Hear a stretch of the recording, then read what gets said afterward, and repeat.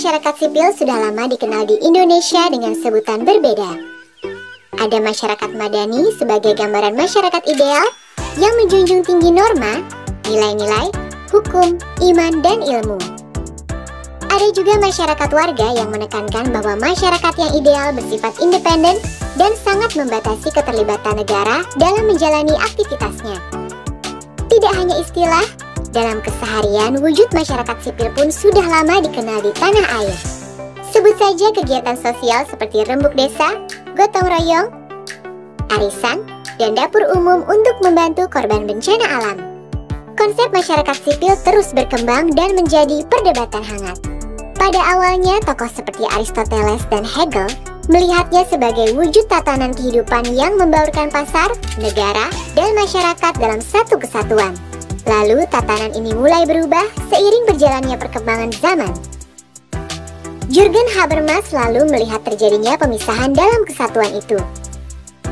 YAPIKA, Organisasi Aliansi Masyarakat Sipil untuk Demokrasi, mendefinisikan masyarakat sipil sebagai sebuah arena di luar keluarga, negara, dan pasar, di mana orang-orang berkelompok untuk mendorong kepentingan bersama. Definisi ini diambil dari Civicus, sebuah organisasi non-profit internasional di bidang penguatan partisipasi masyarakat. Definisi ini adalah konsep terkini mengenai masyarakat sipil. Walaupun keluarga, pasar, dan negara terpisah, mereka tetap dapat berinteraksi dengan cara masuk ke dalam ruang publik yang disebut arena masyarakat sipil. Seperti yang bisa dilihat, bentuk sistem kemasyarakatan berubah pada setiap konsep, tetapi keberadaan masyarakat sipil dalam setiap bentuk itu tidak dapat dielakkan. Masyarakat sipil bentuknya macam-macam.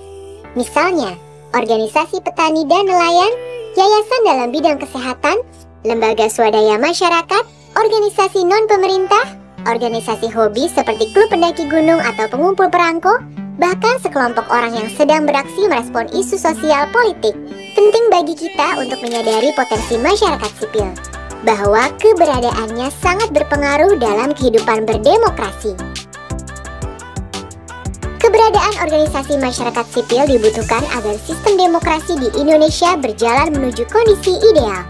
Organisasi masyarakat sipil berperan aktif mengajak warga untuk, misalnya, mengubah kebijakan publik, menegakkan nilai-nilai seperti anti korupsi, memberdayakan perempuan, dan mendorong akuntabilitas di sektor swasta. Tahun 2012, lahirlah Kesepakatan Busan di Korea Selatan, forum internasional yang membahas efektivitas dana bantuan internasional.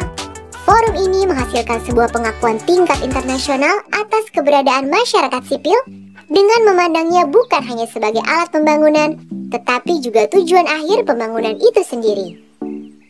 Indonesia pun telah menempatkan porsi pemberdayaan organisasi masyarakat sipil dalam Rencana Pembangunan Jangka Menengah Nasional 2010-2014. YAPIKA mengukur tingkat kesehatan masyarakat sipil dengan menggunakan sebuah alat yang diadaptasi dari Civicus bernama Indeks Masyarakat Sipil disingkat IMS.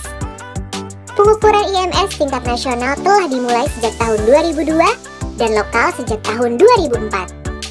Tingkat kesehatan masyarakat sipil penting untuk diukur karena bermanfaat meningkatkan pengetahuan terhadap realitas masyarakat sipil di suatu wilayah, juga membangun visi bersama tentang pentingnya masyarakat sipil dalam mendorong perubahan positif.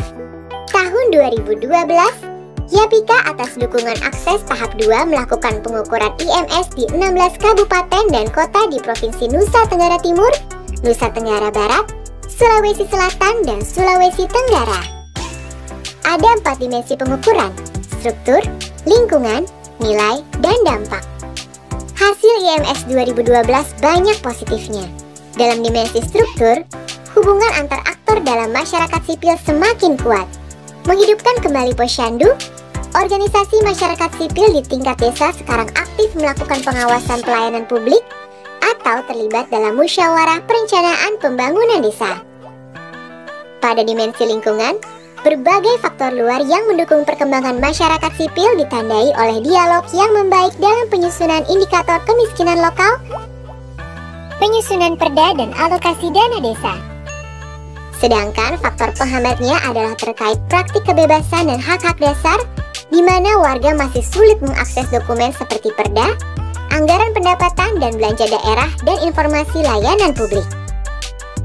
Contoh pada dimensi nilai, yaitu nilai-nilai yang dipraktikkan dan didorong bersama. Transparansi meningkat karena terbukanya informasi keuangan kelompok-kelompok masyarakat di desa. Praktik nilai-nilai kesetaraan gender juga dikembangkan baik dalam internal organisasi maupun dalam ranah mendorong kebijakan yang berperspektif gender. Peningkatan dimensi dampak juga terjadi. Banyak kegiatan masyarakat sipil yang mempengaruhi kebijakan di tingkat desa hingga kabupaten. Misalnya, membentuk kelompok penerima pengaduan dan pemantauan pelayanan publik, kelompok usaha bersama, dampak positif bahkan terlihat di tingkat nasional.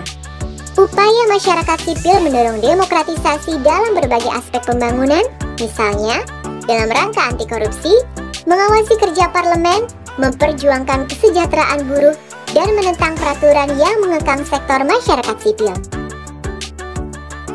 Serta kelompok kader yang mampu terlibat aktif dalam perencanaan pembangunan desa. Dengan bersatu menyuarakan aspirasi bersama, organisasi masyarakat sipil dapat mempengaruhi kebijakan publik. Untuk berkembang, masyarakat sipil butuh ruang gerak yang leluasa dan kondusif. Ironisnya, ruang gerak masyarakat sipil kini semakin menyempit dengan lahirnya beberapa kebijakan yang mengekang, seperti Undang-Undang Ormas. Undang-Undang Ormas berpotensi menimbulkan suatu definisi yang salah, seolah-olah semua organisasi masyarakat sipil adalah ormas. Padahal seharusnya guna kebijakan dan peraturan adalah menjamin tumbuh kembangnya masyarakat sipil yang lebih sehat untuk demokrasi yang lebih baik. Sudah selayaknya dan sepantasnya kita dukung terus keberadaan masyarakat sipil.